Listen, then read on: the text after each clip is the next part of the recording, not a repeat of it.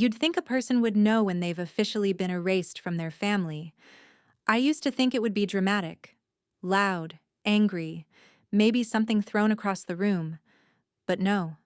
For me, it happened quietly. It started with the glow of my phone screen lighting up the stainless steel countertop like a spotlight in a play I hadn't auditioned for. The message was short, clean, surgical. We've decided to keep things peaceful. With your moods lately, it's better if you don't come. Mom. That was it. No explanation, no phone call, not even a passive-aggressive emoji. Just exile, wrapped in the silk of peacefulness. I read it 3 times before I even realized I was holding my breath. I didn't reply. I didn't even blink. Just stared at the words, like they might rearrange themselves into something more human. They didn't. Outside, the wind dragged dry leaves across the porch like fingernails on wood. Inside, the oven ticked softly as it preheated. Turkey timer already set, 350 degrees of tradition. The other timer was internal. Psychological. Counting down to the moment I'd stop pretending to be surprised. "I'll still cook," I said to the empty kitchen, my voice low, steady, almost amused. "This year, dinner will speak." And it would. The fridge door hung open behind me, casting a blue rectangle across the tile floor. I reached in, pulled out the butter I'd let soften since morning, the carrots, the fresh rosemary, the staples, the usual suspects. They'd show up, even if my family didn't. It wasn't about the meal. Not really. It hadn't been about the food in years. But this year, the turkey would roast anyway. The stuffing would bake. The pie would cool by the window, even if no one came to eat it. Because this time, it wasn't for them. It was for the truth. My moods, they said. Funny how that word gets used when someone finally stops swallowing things whole. Moods was their way of saying we liked you better when you kept quiet. When I nodded through the jabs, the half-jokes about how sensitive I was, how intense I'd always been. I sliced an onion with steady hands, letting the tears sting my eyes. Not from the emotion, from the acid. It was just an onion. Just like it was just a text. They'd been weaning themselves off me for years. No more asking for recipes.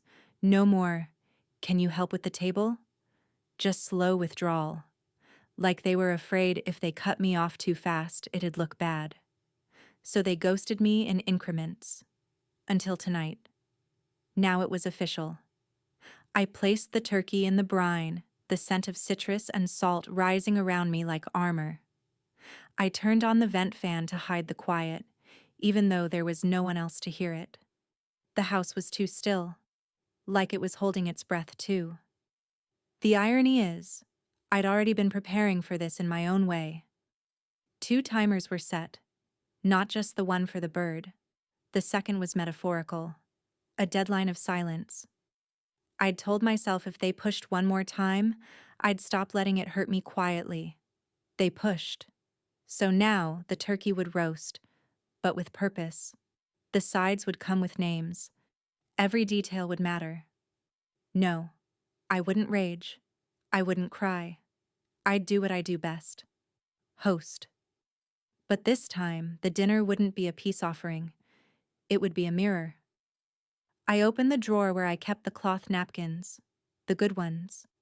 The ones my mother used to insist were too formal for just us, even though we were the only ones ever at the table. I unfolded them slowly, like old letters, smoothed them out, placed them precisely on the plates I'd already arranged. It was almost meditative. Across the room, my laptop screen still glowed. I'd started building something earlier that morning. Just a page. Clean, simple, with a title. To the family that raised me with rules, but no love. It wasn't done yet. But it would be. No accusations. Just memories. Dates. Patterns. Proof. Not to punish, but to reflect. That was the difference this time. I didn't want revenge. I wanted clarity. Maybe they'd ignore it. Maybe they'd laugh it off. But they wouldn't be able to say they didn't know. The refrigerator hummed behind me, almost rhythmic. I reached for the cranberry sauce ingredients.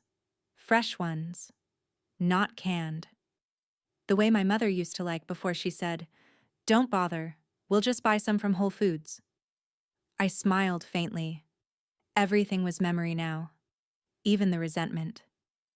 Outside, a car passed slowly down the street. Headlights painted the front wall, then moved on. I watched them go, like the last traces of what used to be a family. I wasn't angry, not in the way they expected. I was ready. Tomorrow, they'd get their dinner, even if I wasn't there to serve it. The kitchen windows were fogged with steam by the time the butter hit the pan. It popped, hissed, and sighed like something exhaling after holding its breath too long. I stirred slowly, letting the scent rise. Onion, garlic, salt, just a hint of that smoked paprika I never told them I added. The secret ingredient in a family that never wanted to admit anything tasted like truth. Thanksgiving morning always used to hum like this, only louder. Kids running, TV murmuring about the parade, my mother swearing under her breath about how the yams were too stringy. She'd still serve them, of course, but not without reminding everyone how much work she'd done. That was the rhythm of the day. Eat, compliment her, ignore the barbs. But now, it was quiet. No parade, no clatter of boots in the hallway. Just me. And that damn turkey. I rubbed herbs under its skin like I always did. But this year, every movement felt like a message. The thyme, for every time I bit my tongue at dinner. The rosemary, for every memory I was told I exaggerated. And the sage. God, the sage. For wisdom, I wasn't allowed to speak aloud. They always said I was too much around the holidays. Too sensitive, too confrontational, too serious. What they meant was, I didn't laugh when they told jokes about me. I didn't stay quiet when they slid little comments under the table like notes in class. Don't be dramatic. You're making things awkward. Just let it go. It's Thanksgiving. As if the calendar was a muzzle. I didn't grow up in a household where feelings had a seat at the table. Emotions were fine, as long as they were convenient, easy to clean up, like cranberry sauce that doesn't stain the linen. My father had one tone, flat. My mother had 1,000, but each one edged with ice. And I learned to cook. Because in the kitchen, the heat made sense. You burn something, you can smell it. You taste something, you know what it needs. There were no gas lights above a stove. I stirred the stuffing mixture, watching it come together. Sourdough cubes, caramelized onions, sausage browned just right. They loved this stuffing, swore by it, called it the only thing worth showing up for. A joke, of course, but one they said every year. So I made it again. But today, it came with a hidden spice. One I hadn't used before. Not paprika, not cayenne. Something sharper. The recipe hadn't changed. I had. I wore the apron I always did. Soft gray cotton, a little flour-stained. It still smelled like clove and cinnamon, the way it did when I used to bake pies with Nana before she passed. She was the only one who ever told me I wasn't too much. You feel things deeply, she'd say, pressing a thumbprint into a sugar cookie. That's not a flaw. That's your heat. God, I missed her. I spooned the stuffing into a ceramic dish, smoothing it with the back of the spoon like she taught me. I took my time, even though I didn't need to. The oven had space. The house had silence. I had no guests to impress. But still, I cooked. Like the meal was a sermon. Like every flavor carried meaning no one else had dared to say out loud. I opened the spice drawer and pulled out a small jar I hadn't touched in years. It wasn't labeled. I didn't need a label. It was dried lemon peel and crushed red pepper, mixed in equal parts, the blend I made during my first real heartbreak. I'd cried for hours while blending it, then jarred it up like grief preserved. Today, it went into the yams, passive-aggressive sweet potatoes. That's what the label would say. I hadn't made them in years, not since Mom started showing up with pre-packaged marshmallow-topped trays from the store. "This way you don't have to stress," she'd said once, setting it on my counter like she was doing me a favor. Then she asked if I had a second fridge, because she needed to store her sparkling water. Every dish I cooked today had a name. Not just a label, a name. Like art pieces at a gallery, displayed for commentary. Gaslight gravy would be the real showstopper. Made from the same stock I'd always used, but thickened this time with a slow, patient roux. Because that's how it always began. With something small, hard to name, then slowly thickening into something too heavy to swallow. I wiped my hands on the apron and glanced at the kitchen clock. Still early. The timer for the turkey hadn't dinged yet, but the second timer, the one ticking quietly in my chest, was moving faster now. This wasn't about revenge. This was about remembering, about placing truth on the table, dish by dish, until the weight of it could no longer be ignored. I pulled the whipped cream from the fridge. The pie was cooling on the windowsill, like some Norman Rockwell painting of nostalgia. But on top, that glossy chocolate QR code I piped before sunrise. It led to a site I'd built myself. Password protected for now. To the family that raised me with rules but no love. Just dates, receipts, patterns. I didn't need to scream. I just needed light. The kettle whistled softly. I made tea, took it to the sunlit table, and sat with my palms pressed flat against the wood. The dining room was set. The silver was polished. The place cards were blank, for now. But not for long. Steam fogged the window again. It blurred the view of the driveway, the mailbox, the street I used to bike as a kid. A world always just outside, always just out of reach. Let them have their version of peace, the kind that comes from silence. I'd serve something different, something honest. The table was already set when the sun edged into the dining room, painting golden lines across the floor like caution tape. Nothing looked out of place. The china was clean, the napkins folded into fans the way Mom liked, and the silver gleamed beneath the chandelier that buzzed with one flickering bulb, like it was too tired to pretend everything was fine. But this year, something was different. Not in the plates, not in the glassware, in the names. I knelt at the edge of the table and placed the first card beside the dinner plate at the head. It was Dad's seat.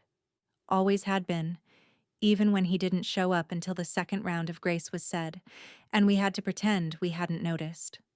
I slid the card into place, crisp and white. On it, in my clearest print, stuffing with tax-season spice. He used to joke that his special recipe came out every April when he'd suddenly become a creative accountant for the church fund. Turns out, creative meant borrowed indefinitely. I only found out about it when the deacon confronted him in the middle of a church picnic. That was the year I stopped believing that tithes went to heaven. Next to that card, a second one, passive-aggressive sweet potatoes. That one was for Mom. The queen of compliments wrapped in thorns. She'd smile and say, "You look so healthy," when I gained weight. Or, "That's a bold outfit," when I wore black to Thanksgiving instead of a burnt orange knit dress she once called wholesome. She had a way of curating shame like it was home decor. I placed the card down like a truth I'd been waiting to say out loud for years, then moved on to the gravy boat. Gaslight gravy. The label sat just behind the ladle, not centered, a little off. On purpose, just like the way things were always a little off. Arguments that never happened, apologies that never came. I'd confront them. They'd say, "We never said that," or "You must be remembering it wrong." But I remembered.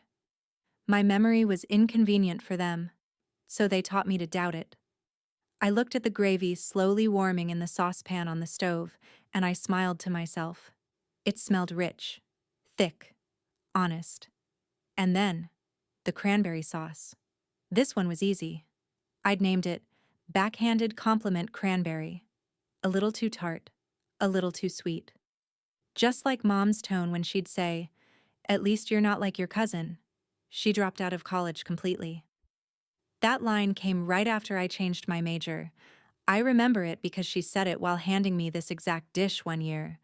The way she smiled when she passed it, like she was feeding me something helpful.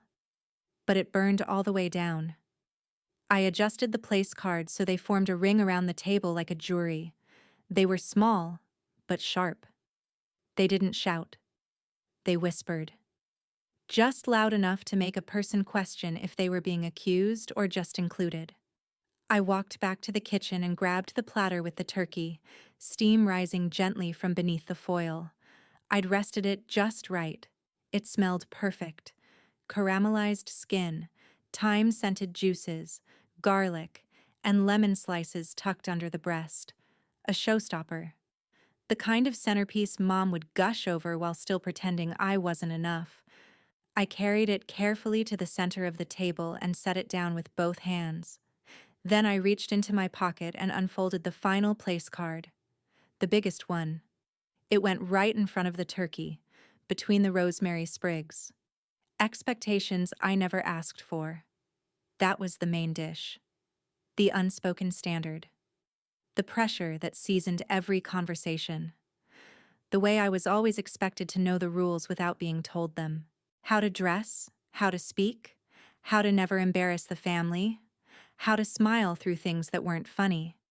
They'd never say they expected perfection, but they'd never forgive anything less.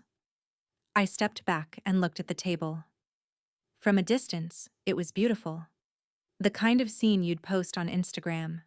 Soft lighting, deep fall colors, a centerpiece of dried oranges and eucalyptus I'd arranged myself. It looked like peace. But now, it meant something. Every card was a confession they never expected to hear. A dish they thought I'd keep serving without comment. I checked the time. Still late morning. The guests wouldn't be arriving. Not today. Not ever again, if I had to guess. But the table didn't need them to make its point. I walked to the drawer by the fridge and pulled out a small stack of photo prints I'd dug up last night. Not the usual family shots. Not the ones they framed and pointed to when company came over. These were the in-betweens.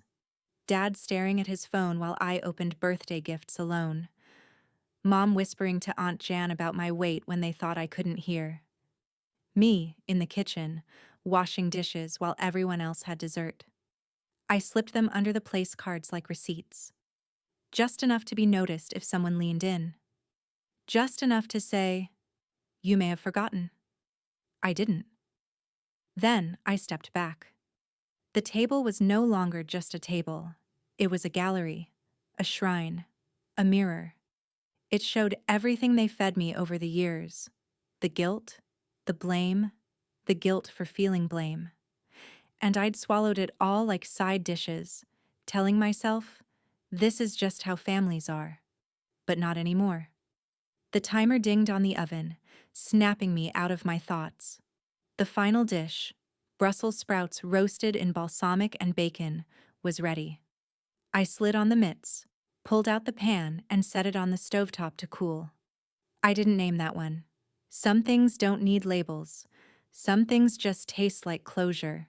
The kitchen was quiet now, like the house had finally inhaled after holding its breath all morning. The scent of roasted garlic and browned butter still clung to the air, soft and savory, like a memory trying not to fade. The turkey was done. The sides were plated. The table was set with names more honest than anyone in this family had ever dared to be. But the final course? That was going to say what I never could out loud.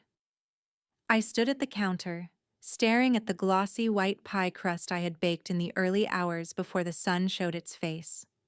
It sat on the marble like porcelain, smooth, perfect, unassuming. The kind of dessert Mom would call too showy unless someone else brought it. The kind of thing Dad would eat 3 slices of, then ask why it tasted so bitter. It was chocolate, rich, dark, flavored with espresso and orange zest, flavors they always said were acquired tastes. Maybe because anything that wasn't vanilla felt like confrontation, but it wasn't the taste that mattered this time. It was the top. I pulled the piping bag from the fridge, its tip already clipped, and began to trace the lines I'd practiced at least a dozen times on parchment earlier this week. Straight lines, tight curves, small squares, each one building towards something that would speak without raising its voice. A QR code. I'd generated it at 4:43 a.m., after lying in bed staring at the ceiling fan, the sheets tangled around my legs like ropes I didn't know how to untie. It led to a web page. A page I had written quietly, piece by piece, between coffee sips and flashbacks, between the grief of being shut out and the calm of finally not needing to explain myself anymore. The site was simple. No frills, white background, black text. A title that didn't scream, but still hit hard.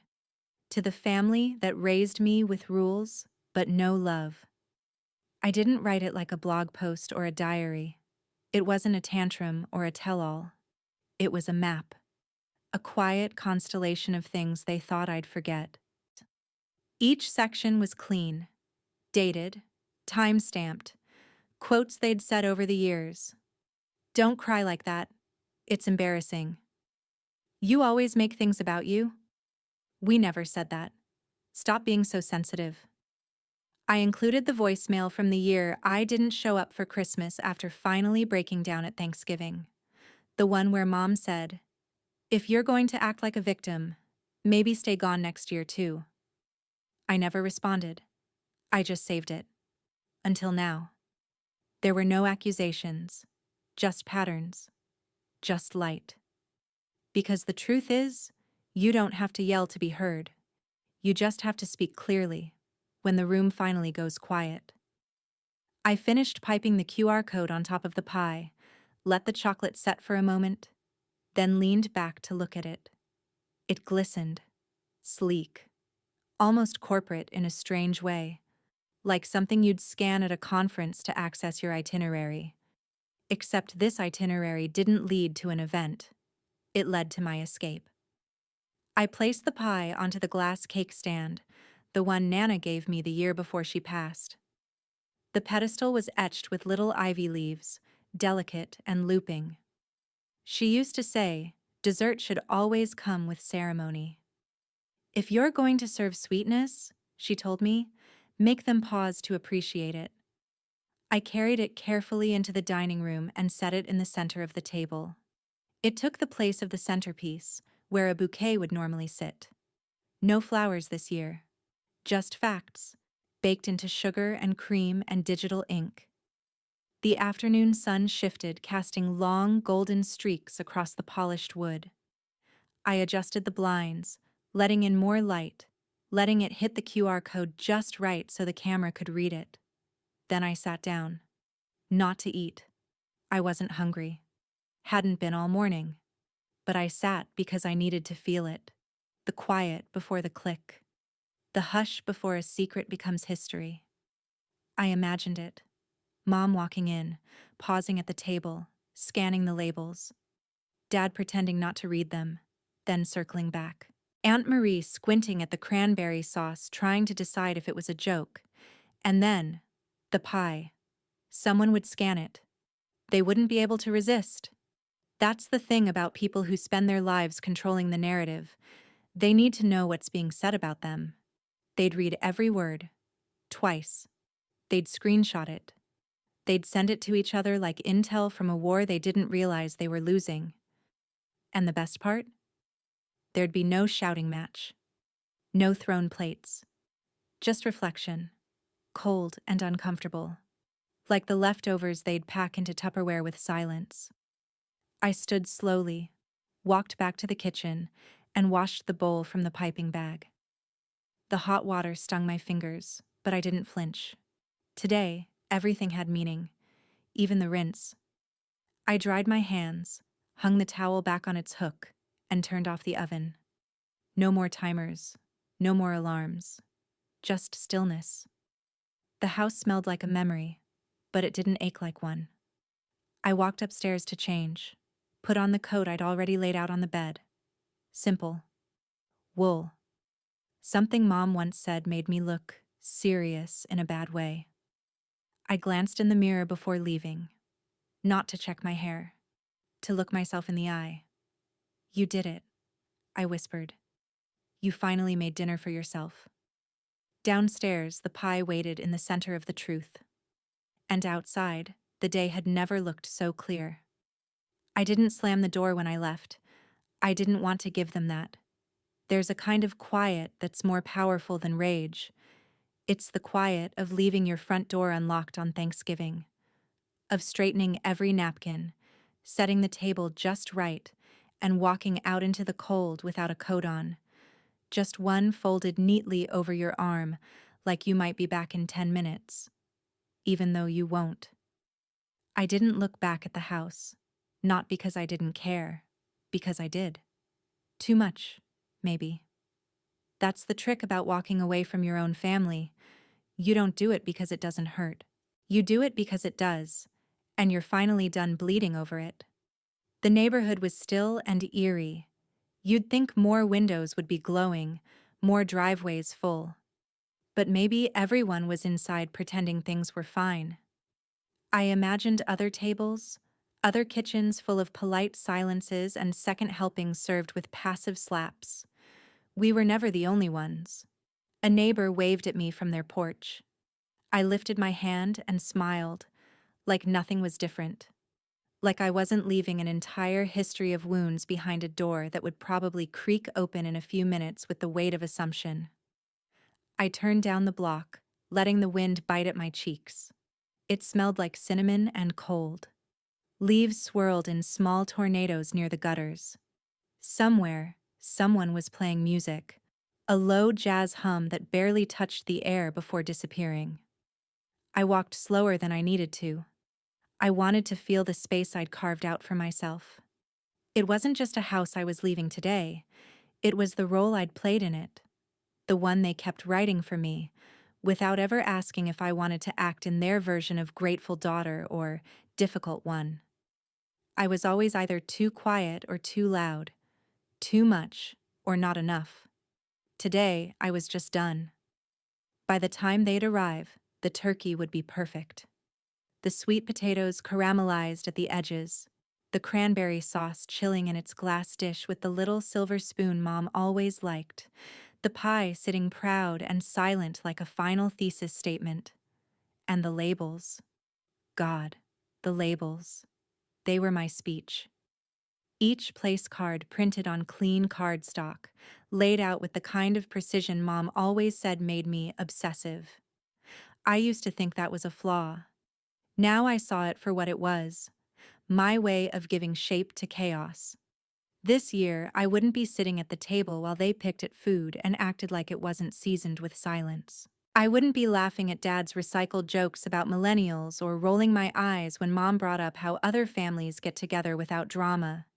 Let them see the meal. Let them sit down and find gaslight gravy next to the turkey. Let them scoop passive-aggressive sweet potatoes and glance sideways at each other. Let the pie ask the question I never got to. Do you even remember what you said? I kept walking. Past the bakery where Mom used to insist on getting backup rolls, just in case mine didn't turn out. Past the church where we used to fake smiles for photos we never printed.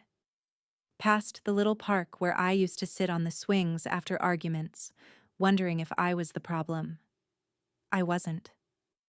I reached the coffee shop on 9th and Main. Small, dim, warm.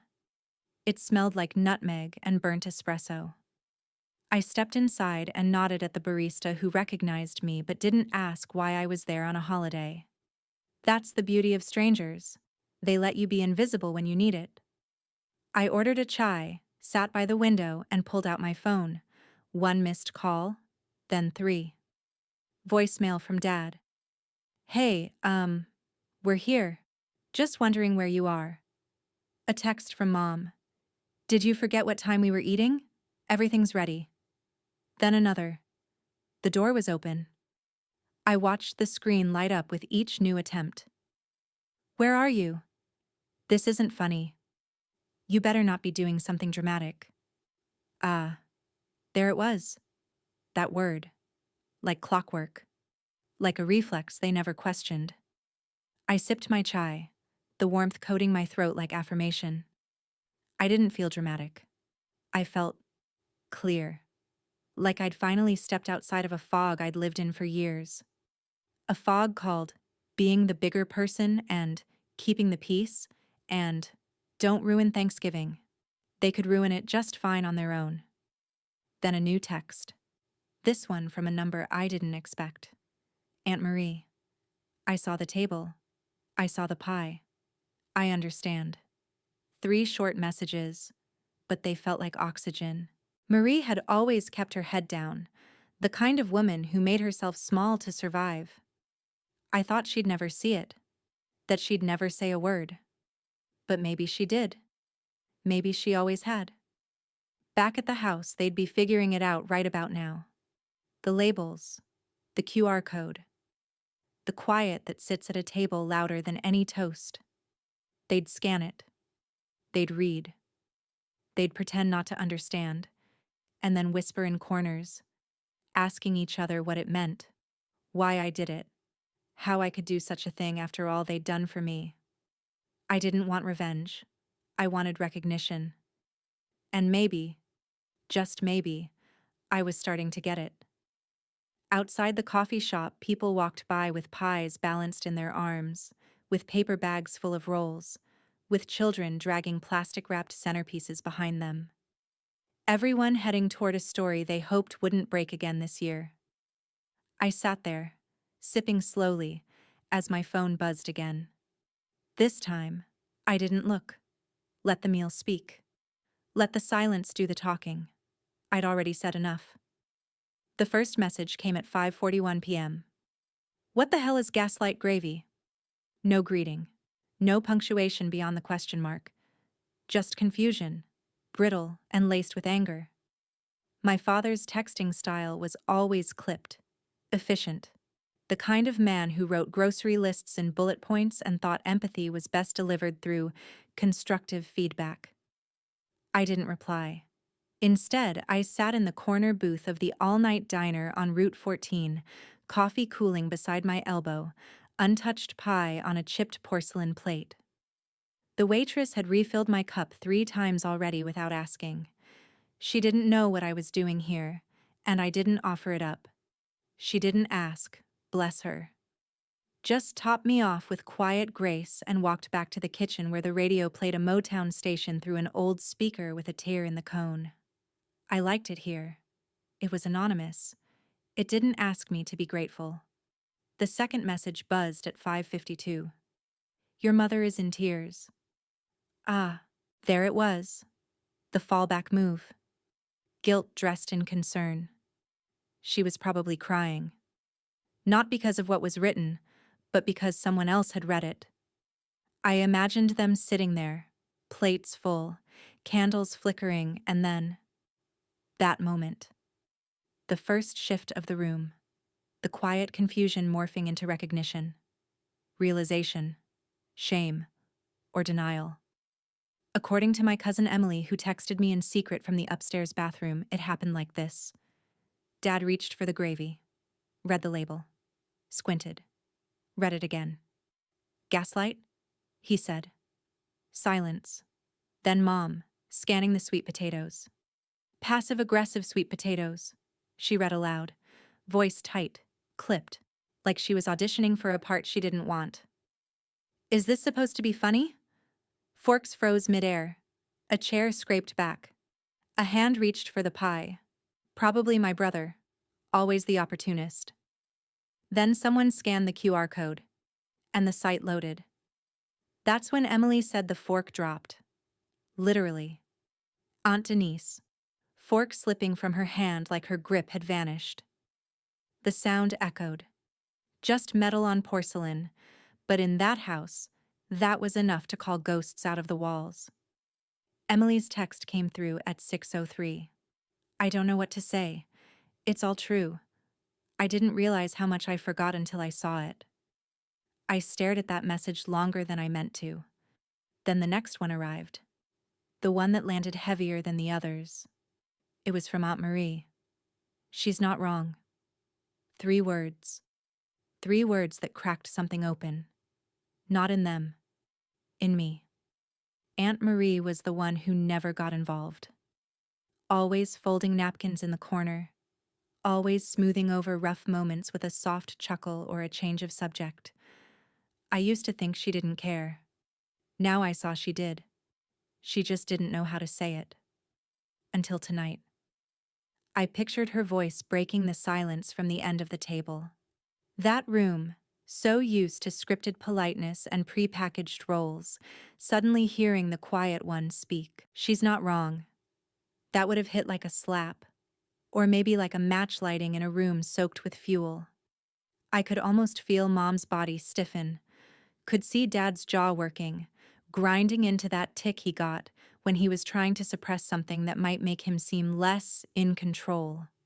That's what they hated most about me, when I stopped playing the part. They could handle rebellion if it came in the form of slammed doors or shouted arguments. That's what they expected from moody children. What they didn't expect, what they couldn't control, was the calm confrontation. The kind you dress in linens and place cards. The kind that doesn't raise its voice, but speaks anyway. Another message from Emily. Aunt Marie is talking. Actually talking. She said she remembers Mom blaming you for the whole thing with Nana's will, that it was never your fault. She's crying. I closed my eyes. That was the moment I didn't see coming. I expected rage. I expected denial. I didn't expect her. The one who never picked a side, finally picking truth. That fork on the plate was more than metal. It was the sound of a script ending. It was the end of pretending I was the one with the memory problem. Another text. This one from a number I didn't recognize. I read it. I wish I'd said something sooner. Denise. I took a slow sip of coffee. It was bitter. It felt right. Outside, the sun had dipped below the horizon. The diner's neon sign buzzed in the window's reflection, painting my table in pink and gold. Somewhere behind me, a couple laughed over pie. Someone clinked a spoon against ceramic. I opened my phone and refreshed the page. The visitor count had climbed. 10, 12, 14. Each click was a ripple. A confession, maybe. A crack in the old walls. I imagined them sitting in that dining room now, not speaking, looking around and realizing they never really knew me. They knew the role I played. The polite daughter. The one who stayed late to do dishes. The one who listened to their complaints and swallowed her own, but not anymore. I'd serve the meal, even if I wasn't there to eat it. And now? Now they had to chew on something they couldn't spit out. By the time I got home, my phone had turned into a battlefield. 34 missed calls, 17 texts, 2 voicemails, 1 Facebook notification blinking red like a siren. It was all so predictable, so familiar. The digital version of shouting through a closed door. I dropped my keys into the bowl by the door and turned off the porch light. Didn't even take off my shoes before opening the laptop. I already knew what I'd find, but I needed to see it for myself. There it was. Mom's Facebook post. Please keep our family in your prayers. Tonight we were blindsided by a cruel display of lies and accusations during what was supposed to be a peaceful Thanksgiving. Some people thrive on drama. Some people rewrite history. But we will continue to walk in grace and truth. God knows the heart. Grace and truth. God knows the heart. The irony nearly choked me. That woman could weaponize scripture like no one I'd ever met. I sat back in the chair, letting the words wash over me, not with pain, but with the bitter confirmation that they'd learned nothing. Or maybe they had. Maybe they'd learned exactly how to spin it. That post wasn't for friends or family. It was for control. It was her way of getting ahead of the narrative, painting herself the victim before anyone could ask what the hell passive-aggressive sweet potatoes were doing on her dinner plate. And sure enough, the comments were flooding in. "So sorry you're going through this, Linda. Sending love and prayers. Stay strong, families are hard." They didn't know. They only knew what she wanted them to. A curated crisis. A sorrow filter applied over the truth. I didn't clap back. I didn't write a reply or DM anyone explaining my side. I wasn't 13 anymore. This wasn't a high school group chat. Instead, I opened the admin panel of the website I'd built, the quiet page that sat under the QR code, pulsing softly with every new visitor. I added a thread. Update. I saw the post. I expected it. Below are screenshots and dates. Every quote has a source. Every story has a timestamp. No adjectives, just receipts. Then I uploaded everything. The messages Mom sent when I said I wasn't coming to Christmas that year. The ones where she told me I was being selfish, then pretended she'd never said it. The email Dad sent me after Nana's will was read, calling me entitled, when all I'd asked was for them to stop lying about the estate. I added a copy of the handwritten note from Aunt Marie, dated 2 years ago, where she said, "You're not imagining things. I just don't know how to help." I posted it all without commentary. No insults, no capital letters, no drama, just a clean record. Then I hit publish, and I waited. The messages started coming in within 10 minutes. Wow. I had no idea. "I'm sorry I didn't believe you before." Old teachers, neighbors, one of Mom's church friends. Even Emily again, this time with a longer message. I showed the page to Marie. She cried. She said she feels like someone finally turned the lights on. Then, finally, an email. From Mom. Subject: "How could you do this to us?" The body of the message was short. No greeting. No punctuation. "I hope this is worth the embarrassment. You've destroyed what little family we had left." I stared at the blinking cursor at the bottom of her email for a long time. My hands hovered over the keyboard. I thought about all the things I could say. About every Thanksgiving I sat through in silence. Every Christmas where the gift was guilt, wrapped in shiny paper. But I didn't want revenge. I wanted change. So I wrote back. Therapy together. An apology in front of Aunt Marie. Or space. Your choice. Then I hit send. No signature. No second paragraph. Just those 4 lines. I didn't wait for a reply. I shut the laptop and stood, walked into the kitchen and opened the fridge. The leftovers were still there. Untouched. Beautiful. And suddenly, I was hungry. I made a plate. I didn't sit at the dining table. I sat on the couch, cross-legged, wrapped in a blanket, the way I used to when I was little. I ate slowly. No phones. No screens. Just the sound of a fork against ceramic and the hum of the radiator kicking in. There was something about that silence. It didn't feel empty this time. It felt earned. I thought about what Marie must have looked like when she spoke up. How her voice must have trembled. How Mom's face must have changed. Maybe not outwardly, but behind the eyes. That flicker of losing control. They'd built a world on silence, and I cracked it. I didn't burn the house down, I didn't scream. I just set the table and let the truth be served. That was the real counterattack. Not vengeance, visibility. I curled deeper into the blanket, the plate balanced on my knees, and took another bite of turkey. Juicy, savory, seasoned with closure. Outside, the wind had picked up. Leaves scraped across the siding like fingertips. But inside, it was warm. They could spin their story. I had already told mine. When I woke, the house smelled like cooled butter and smoke from the night before. The kind of stillness that follows a storm. Not quiet, exactly, but aware. The kind of air that knows something changed.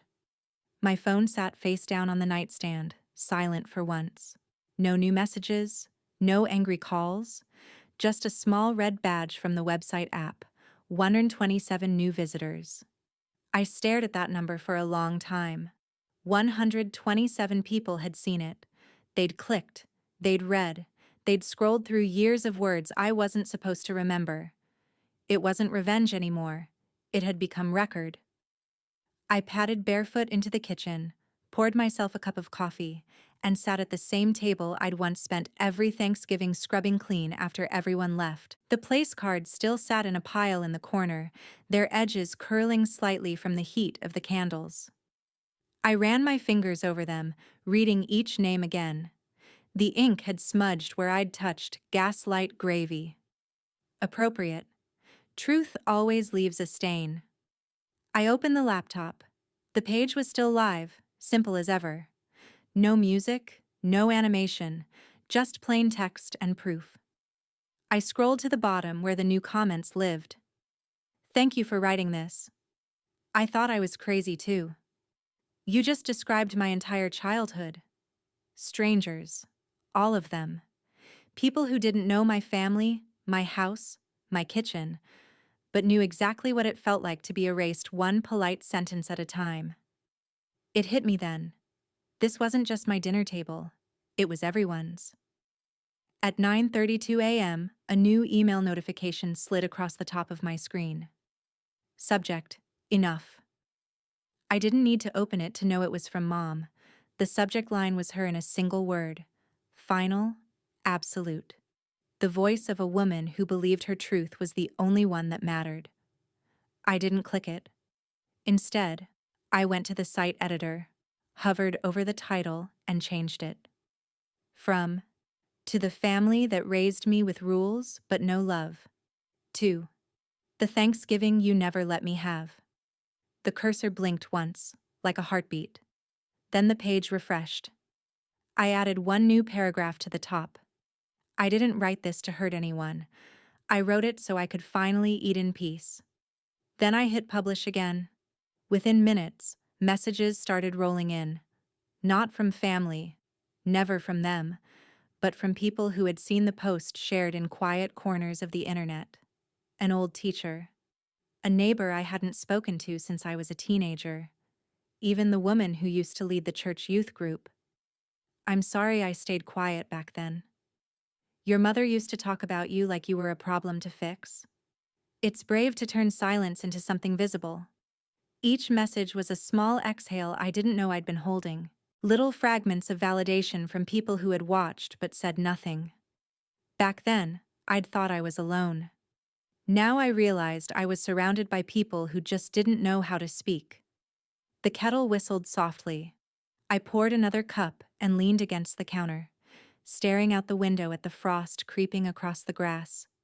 It glittered in the sunlight like the world was trying to start over. Then my phone buzzed again. Email from Mom. This time, I opened it. How could you do this to us? Do you have any idea how humiliated we are? Your father hasn't spoken all morning. Your aunts are furious. Take it down, now. There it was. The demand.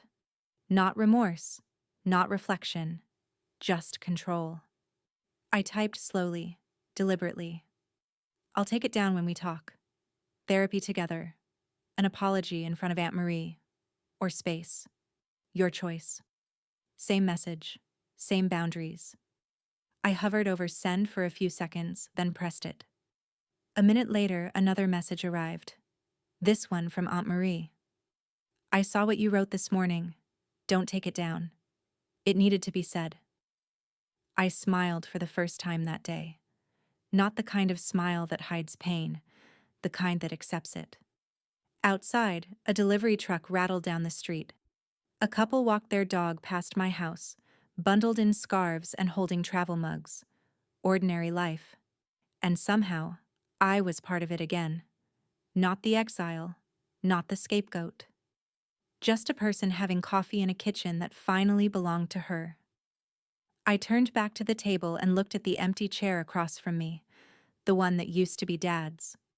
For years, I'd kept setting it out of habit, even when I knew they weren't coming. Today, I left it bare.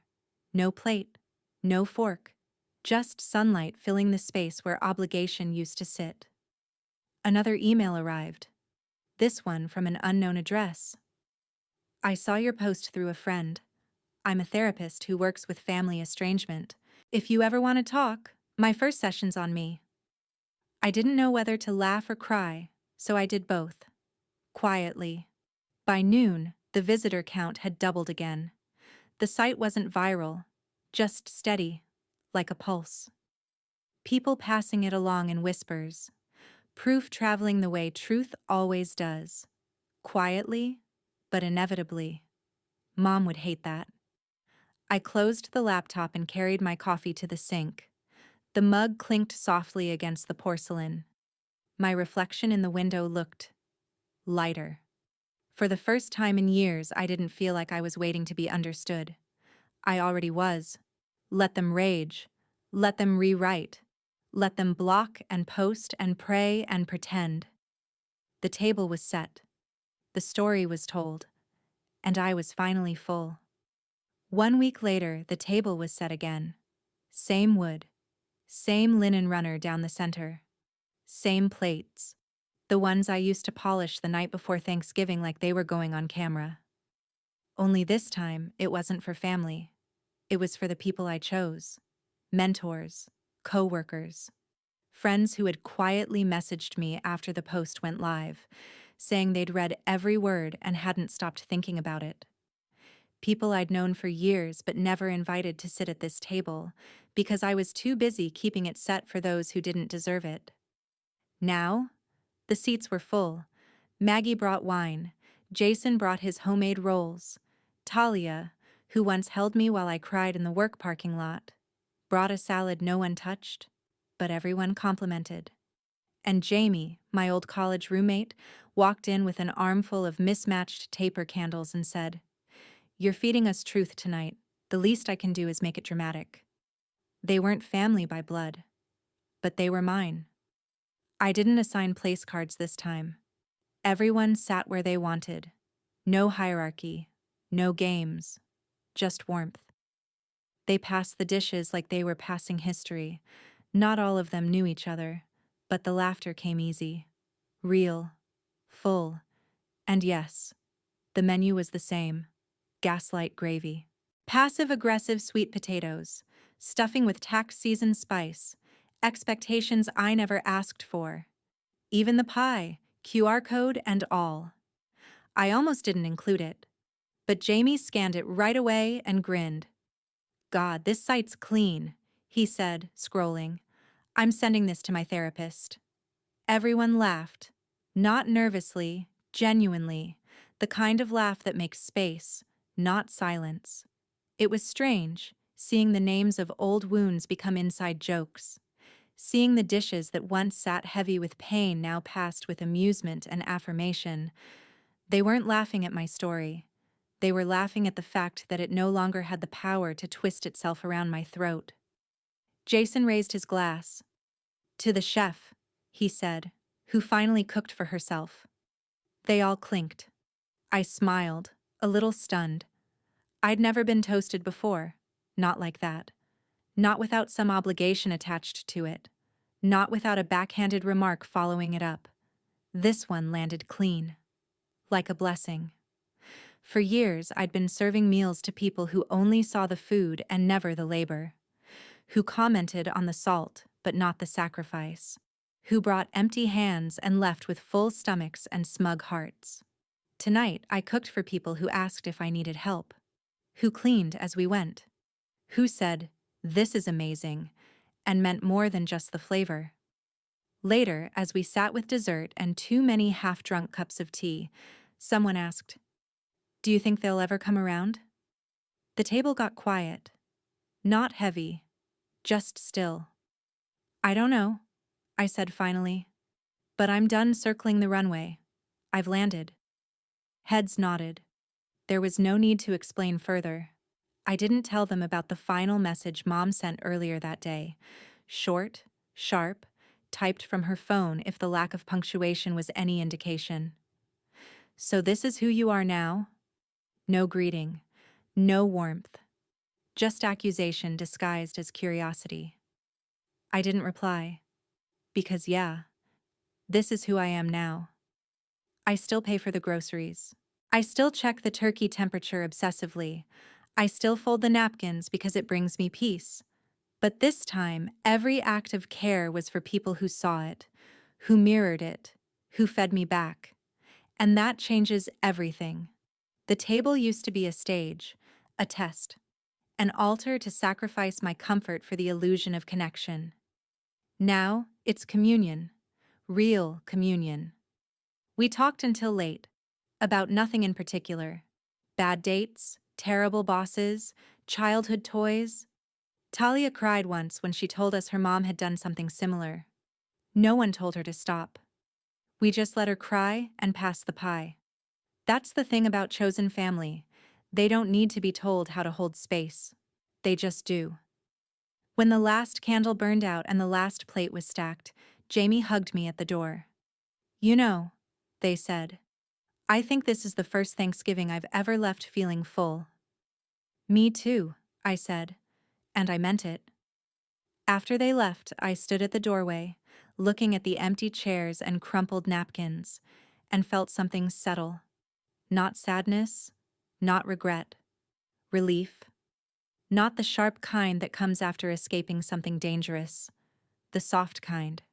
Like finally lowering a weight you didn't realize you'd been holding for years. I cleaned up slowly. Not because I was alone, but because I was okay. Every dish washed was a prayer. Every leftover sealed was a promise. I put the pie plate away, QR code slightly smudged but still scannable, and laughed to myself. I'd thought I needed justice. What I needed was witness. And now, I had it. 2 weeks later, the house was quiet again. Not empty, just peaceful. The kind of quiet you earn. Not by shutting everything out, but by letting the right things in. I was sitting at the desk in my study, window cracked to let in the sharp breath of late November air, when the envelope arrived. Pale gray, addressed in my mother's handwriting, but trembling. The loops weren't as tight as they used to be. The name looked hesitant, like she wasn't sure it still belonged to me. I stared at it for a long time before opening it. Just held it. Felt the weight of something handwritten in a world of texts and deletions. Paper still meant something. I peeled it open slowly. No return address. Just one page, folded into thirds. Inside. I see it now. Too late, but I do. I don't expect forgiveness. I don't know how to be the kind of mother you needed. I won't ask you to come back. But if there's space, maybe one day we can try again. As two women. Not as mother and daughter. Just people who once loved each other and forgot how to show it. No love, Mom. No signature at all. Just the rawness of someone used to control, finally admitting they didn't know how to be human. I folded it once, carefully, and slid it into the drawer of my desk, next to the screenshots, the copies, the evidence. Not to keep score, but because truth doesn't stop mattering just because someone apologizes. And because boundaries, once built, don't dismantle themselves overnight. Later that afternoon, I sat at my computer and finished the essay I'd been drafting for weeks. It was called, They Called Me Dramatic, Emotional, Unstable, Speaking Louder Than Comfortable. It started like this. For years, I was told I remembered things wrong, that I was sensitive, that I took things too personally. But silence is a language, and I was fluent in theirs. This is what happens when a woman stops being polite about pain. It wasn't about them anymore. It was about every person who'd read my post and whispered, "Me too," into their screen like a secret. I hit submit. The essay went live on a personal blog I hadn't touched since college. Within hours, the inbox filled. Therapists, teachers, a woman in her 60s who said she still hadn't told her siblings the truth about what their father did. A man who said his daughter had stopped coming to family holidays, and now he finally understood why. No virality, no drama, just connection, quiet and steady, like healing. Outside, the sky hung low and silver, that strange pre-winter light that makes everything look softer. The radiator clicked on, and the floorboards creaked in that old, familiar way. I made dinner alone. Nothing fancy. Pasta, garlic bread, a small salad. But I plated it with care, sat down with a cloth napkin, lit a candle. I didn't play music. I just let the quiet stretch. Because I wasn't lonely. I was honest. That's the thing no one tells you about silence. When you stop using it to survive, it becomes sacred. It becomes yours again. My phone buzzed once. An Instagram tag. Jamie had posted a photo from our Thanksgiving a week ago. The caption read, "Sometimes family is who brings wine and helps you burn the cranberry sauce. Thanks, Arami, for setting the real table." I laughed. Not politely. Not for anyone else. Just because. That night, I walked to the drawer again, pulled out the letter, reread it slowly, then folded it back and shut the drawer without a word. No reply. Not yet. Maybe someday. Maybe never. But it wasn't up to her anymore. I wasn't standing on a stage waiting for applause or permission. I'd built a new room, a real table, a louder truth. And if it made them uncomfortable, good. Sometimes the only way to be heard over silence is to speak louder than they're comfortable with. So I did. And now, the only sound in the kitchen was the soft click of the clock. And for the first time in years, it didn't feel like something was missing. It felt like peace.